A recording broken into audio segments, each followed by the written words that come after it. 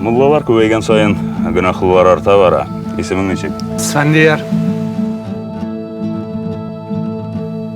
Халық усал кызы.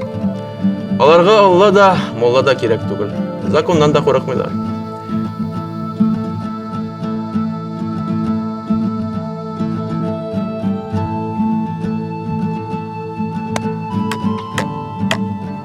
Мин бер кемгә дә бер нәрсәгә дә ышанмый идем.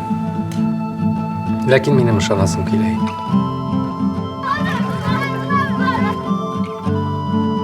Нифига ты здесь никому не нужен. И мечеть твоя, кроме тебя и дядьки твоего, тоже здесь никому не нужна.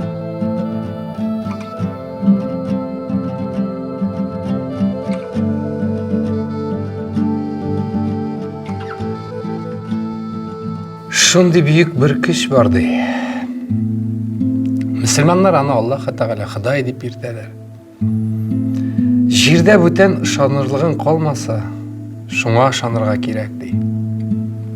Һәм ул сине саклап кала.